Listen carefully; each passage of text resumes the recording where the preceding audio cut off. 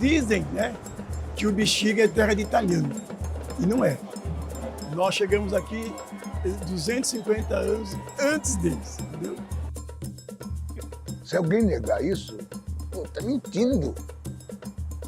A essência do bairro é basicamente negra. Quem tinha o dinheiro eram os brancos, quem tinha a mão de obra eram os negros. Quem construía as coisas eram os negros, quem pagava eram os brancos, mas pagavam mal. Pagavam mal. Né? Mas quem construiu o Bexiga praticamente foram os negros. Então, na verdade, isso é um processo de apagamento, né? O que acontece com o bairro do Bexiga é um processo, novamente, de apagamento das histórias das pessoas negras que vivem aqui. Se não tivesse feito tombamento, os negros estavam na quebrada, não tem ninguém aqui, tá todo mundo de prédião aí, igualmente, então muita gente reclama disso. Então as pessoas querem tirar as pessoas do lugar. Então aqui o Bexiga é uma resistência absoluta. A resistência absoluta do bairro, do Brasil. Quem construiu essas estruturas que existem no Brasil foi o negro, seja ele nordestino, seja ele do sul, seja ele do sudeste. Mas foi principalmente a comunidade negra que deu essa imensidão que o Brasil é. E só não é melhor porque o negro ainda não se libertou. Que a hora que o negro se libertar, esse país consegue avançar mais.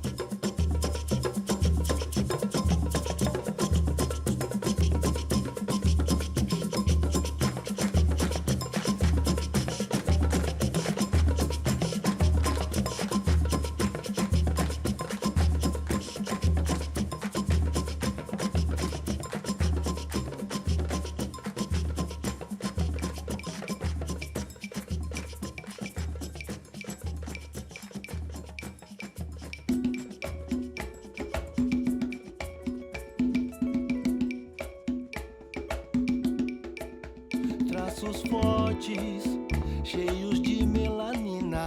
Nossa sorte é que os pretos velhos ensinam. Juntos somos um só. Ancestralidade tem é ruim pra desatar um nó. Ninguém solta a mão de ninguém. Lavadeiras batem roupas no rio. Sarapura, rezadeiras pedem a proteção. Pede a cura. Benzedeiras usam arrudas do seu plantio.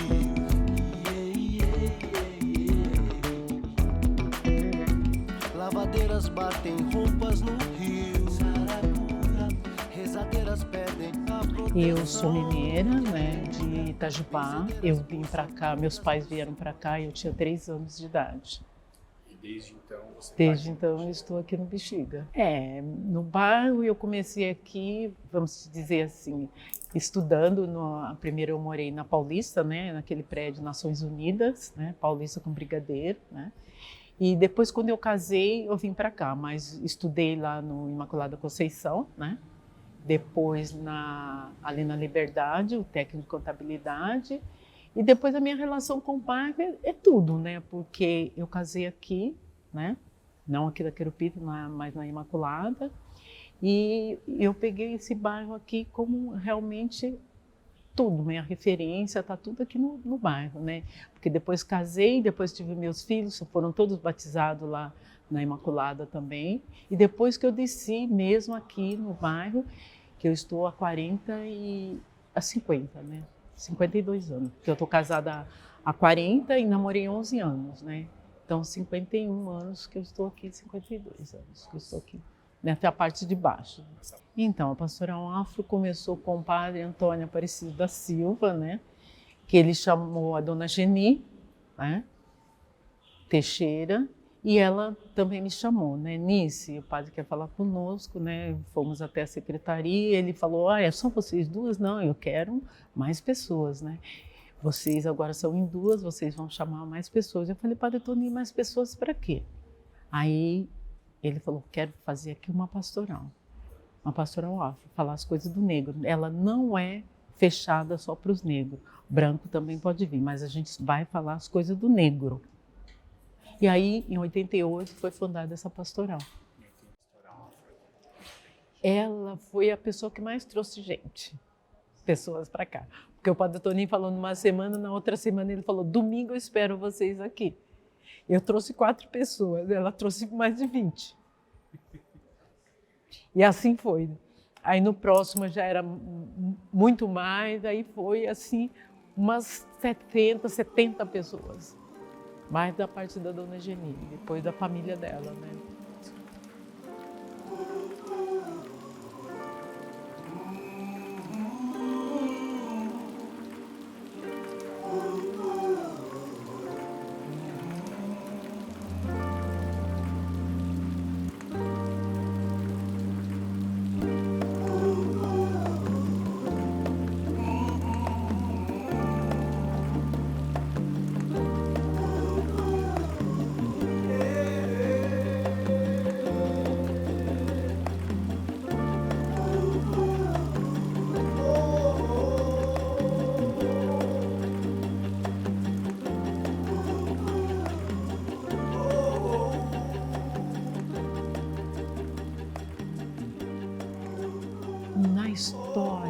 Na história do padre Toninho, ele era um padre muito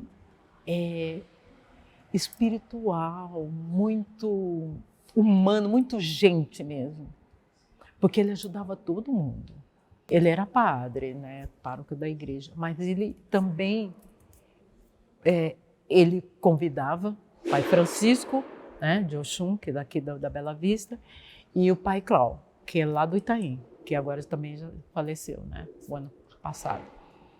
E ele dizia assim que a nossa fé, ela não tem preconceito, não tem nada disso. Nosso Deus é um só, né? O nosso Pai Nosso, todos nós rezamos, que é o Pai que está no céu, é o Pai de todos. Então, como a pastoral afro é de uma religião de matriz africana, então ele quis adentrar também esses, né, nossos pais de santo também dentro da igreja, né? Então não foi difícil também, né? Não foi difícil também para nós, mas a comunidade não aceitava muito, mas no final começaram a aceitar. Então ele era muito querido mesmo, né? Então a gente sente muito, né, essa perca dele, mas enfim, né, estamos aí, né, para contar essa história que ele deixou muito linda para a gente, tá? Começou no pátio, né, nossas celebrações, as reuniões no pátio, até que nós conseguimos, com o tempo, adentrar dentro da igreja, né? Foi uma coisa muito difícil, porque os italianos não aprovavam, né? Achava que era coisa de macumba, coisa que não tinha nada a ver com a igreja, né? Então foi muito difícil, o padre Toninho foi colocando todos os elementos, tudo que foi acontecendo, né? E com o tempo nós começamos, né, as nossas celebrações aqui dentro da igreja. Eu vinha para celebrações, né, todo domingo, porque eu sou católica, praticante. Nós éramos um casal, eu e meu marido, que a gente frequentava muito a igreja, a gente trabalhava na festa aqui também da Querupita. Então ele não via muitos casais negros participando aqui. Só tinha eu, o Acácio, com a dona Nilza e o Benzão. Então eu vinha para a igreja todos os domingos. E eu não conhecia a dona Geni. E eu estava sentado do lado de cá, ela aqui. Aí ela me viu, foi lá e falou, ô menina, vem cá, o padre quer falar conosco. Eu falei, mas como? Eu não tenho essa intimidade nem com o padre, menos com ela, né? Tinha assim, só na igreja, né? Aí eu fui, me apresentei, tudo, né? E aí, quando foi que ele me chamou, ó, agora vocês são em duas, são mais pessoas para estar trazendo pessoas para esta, ele não falou que era pastoral, para uma reunião que eu quero fazer com vocês, com os negros. Isso, do bairro. Porque ele via muitos negros na rua, andando no bairro, mas ele não via negro dentro da igreja. Então, no início da pastoral, foi muito complicado, porque eles achavam que a gente ia tomar conta do espaço, né? Essa negrada, Padre Toninho é o pároco da igreja, tem o poder, né? Então, eles ficaram muito preocupados com isso. Enquanto nós estávamos fazendo a celebração lá no pátio, ótimo. Quando nós adentramos aqui dentro, aí foi aquele fuzuê, né? Teve muitos que veio de curioso para ver o que estava acontecendo e outros que veio, viu e saiu. Até mesmo os negros, certo? Acharam que era uma coisa absurda que estava acontecendo aqui dentro. Na época, lá dentro, a gente fazia tudo no chão, não tinha mesa, não tinha nada. Então, era pão asmo, era suco. Aí depois aqui a celebração é uma celebração, né? Normal. Com vinho, com a hóstia consagrada, com tudo. Então, eles achavam um absurdo isso. E outra, era o atabaque, era comida, certo? Era dança. Tudo isso fazia o colorido, as roupas, incenso, vassoura, a gente varrendo, né? Então, eles acharam um absurdo isso. Falaram, pô, isso aí é uma macumba. Era velas coloridas. E tudo isso tinha uma simbologia, né? Porque a vela colorida é festa, gente. Porque pode ser um casamento, pode ser tudo isso. Não é uma vela preta, é macumba. Ela foi até tingida, né? Não tem nada, certo? Não é macumba. A vela vermelha que você põe numa bodas, né? Tudo isso. A roupa colorida que nós usávamos, os colares. O atabaque que simboliza na África, né? O nascer, o morrer, a guerra. Nós tocamos atabaque aqui. Entrar dançando. Lá no Salmo está escrito, dance para Javé, cante para Javé, né? Louve para Javé, bate tambores, né? Toque harpa. Então, tudo isso incomodou eles, você entendeu? Então, nas nossas celebrações, é celebrar a vida com festa e comida. Então, a gente trazia comida também. E essas comidas depois era dividida. Porque lá na Bíblia também está escrito, eles tinham tudo em comum. E aí eles iam trabalhar, alguns conseguiam dinheiro, outros não. Mas quando eles iam para a igreja, para rezar, eles levavam tudo. E aquilo tudo que eles levavam, mesmo aqueles que não conseguiram nada, era dividido, era partilhado com todos. Então, na igreja, a gente fazia isso também. Partilhava com todas as comidas que nós trazíamos aqui, depois da celebração. E isso incomodou eles. Aí eles fizeram uma carta ao pessoal daqui da comunidade e mandaram essa carta para o arcebispo na catedral. E eles chamaram o Padre Toninho lá. E o Padre Toninho foi. Quando o Padre Toninho chegou lá, falou, o que você me chamou aqui? É porque está vendo umas coisas esquisitas lá na igreja e eu recebi, né, uma abaixo-assinada aqui e eu quero saber o que está acontecendo lá na sua igreja. Aí o Padre Toninho falou, que sentido de quê? Ele falou, não, estou falando de uma celebração que vocês andam fazendo lá, né? Parece que está acontecendo, não sei, o pessoal falou que era uma macumba. O Padre Toninho falou, olha, vou explicar tudo para vocês. Nós estamos levando a vela, que simboliza os continentes, todo colorido, preta, vermelha, tal, continente, né? Que tem até no terço colorido. Nós levamos incenso, que Jesus recebeu incenso, né? Quando ele nasceu. Nós levamos a Bíblia com um monte de fita vermelha, colorida, que também são os continentes.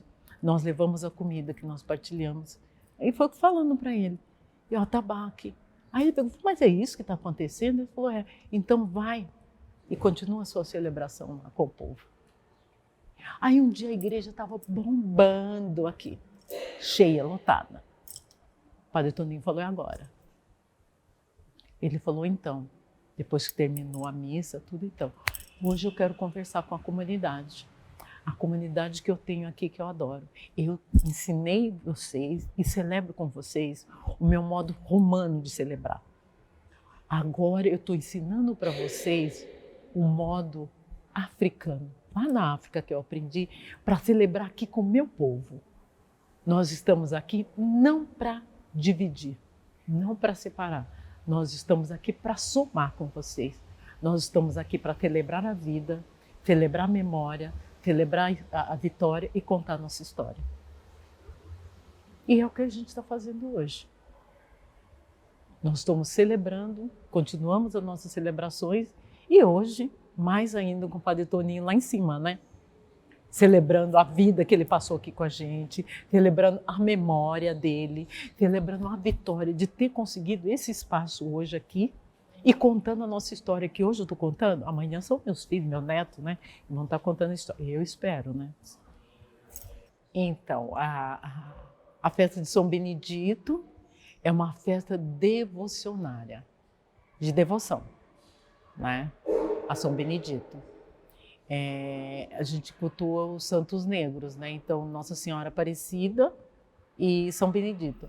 A festa de São Benedito, São Benedito a gente enfeita ele aqui, né? Que é em abril, não tem uma data específica, mas é em abril. Sempre ou no segundo ou no terceiro domingo de abril, né? Então, essa festa, nós enfeitamos ele aqui, ele sai daqui no sábado, né? Com o terço, vai para Vai-Vai. Lá o santo que eu falo, né? São Benedito. Meu Deus, eu falei errado. São Benedito, aí ele desce, né? E fica no Vai-Vai, nós descemos em procissão com o terço, ele fica no Vai-Vai. Aí quando é no domingo de manhã, a procissão sai lá do Vai-Vai, certo? Sai lá do Vai-Vai com as escolas de samba, não só a Vai-Vai, mas as outras escolas que são convidadas, Nenê, Camisa Verde, e as outras escolas, eles saem em procissão, vai até a praça, certo? Dom Orione, e lá da praça, lá começa a celebração. E lá se encontra as congadas, né? São 3 ou 4 congadas que nós convidamos, e aí vem em procissão pela 13 de maio, o padre já começa a missa lá, né? E aí vem até aqui a porta da igreja, depois eles vão adentrando, né? São Benedito primeiro e depois as congadas vão fazendo a saudação a São Benedito, né? E a festa da Mãe Negra é a festa de Nossa Senhora. Então a gente colocou de Nossa Senhora Aparecida, né?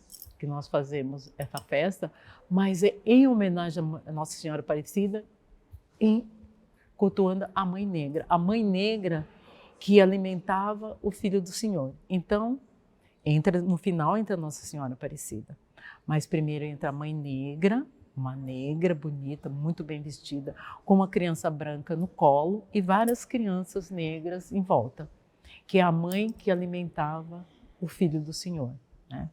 E lá, a gente, no presbitério também, a gente coloca uma cadeira, ela fica sentada e a celebração começa tudo ali. E a celebração é uma celebração normal, uma missa normal, mas com muita alegria, afro, com tudo esses elementos que eu falei, atabaque, música, tudo, né? Não é música cantada, né? Normalmente na igreja, as músicas compostas pelos grupos negros também, né? Da Bahia, né? Do Rio de Janeiro, de São Paulo. Bem, o Padre Toninho sempre dizia, né, que o Bexiga é uma mistura de pizza com samba, porque a gente tinha a escola de Vai-Vai aqui embaixo e, né, na 13 de maio, não por acaso, né, Rua 13 de maio, né, as pizzarias, cantina, né.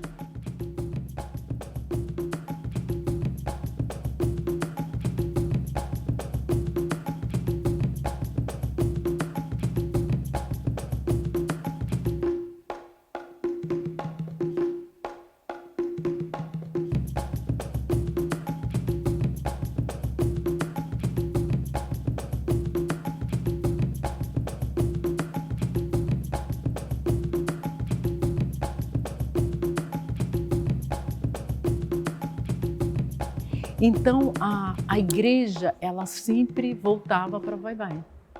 Porque o Padre Toninho, quando estava aqui, então tinha aquela coisa das crianças que os pais não eram casados, né? Então não queriam batizar essas crianças. Um dia ele falou, não, as crianças não têm culpa. dos pais não querer casar. Nós vamos batizar todas as crianças. E os adultos que quiserem batizar também, vamos batizar.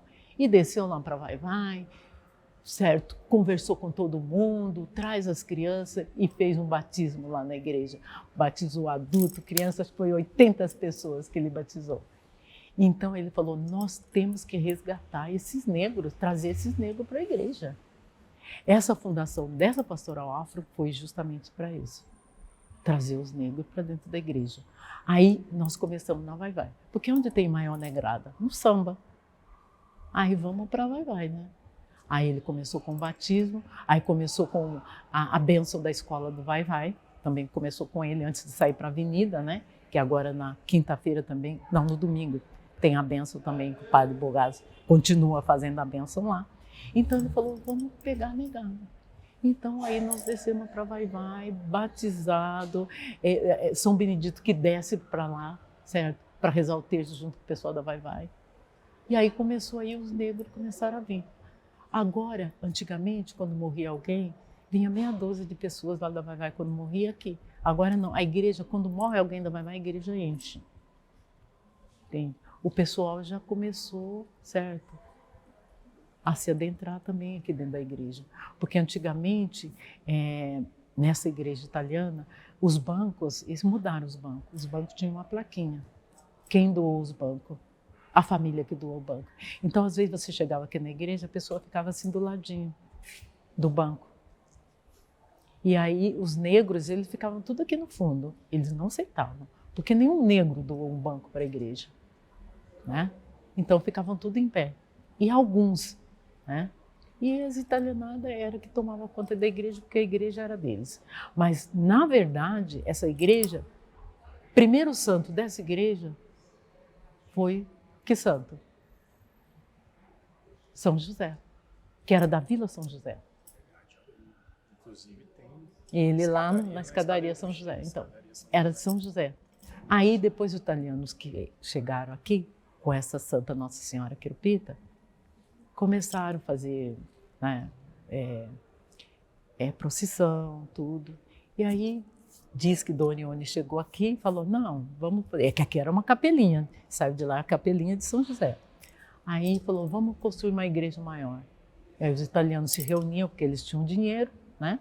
E construiu essa igreja e diz que falou para São José. São José, você permite que Nossa Senhora fique no altar e você fique do lado? Então, Nossa Senhora ficou no altar e São José ficou do lado. Né? E quem cultuava esse São José? Eram os negros, porque na vila moravam muitos negros, italianos também, né? Mas moravam muitos negros também, na Vila São José. Para mim, esse bairro é importante para mim porque não só pelos, né, a comunidade em si, né? Mas dos negros que começaram aqui, né? Porque os negros fujões, quando eles vieram para cá, né, lógico, arrastados, né, acorrentados, e eles saíram lá ali seria do Ipiranga, e era mata tudo aqui, e eles eram os negros fujões que se alojaram aqui, né?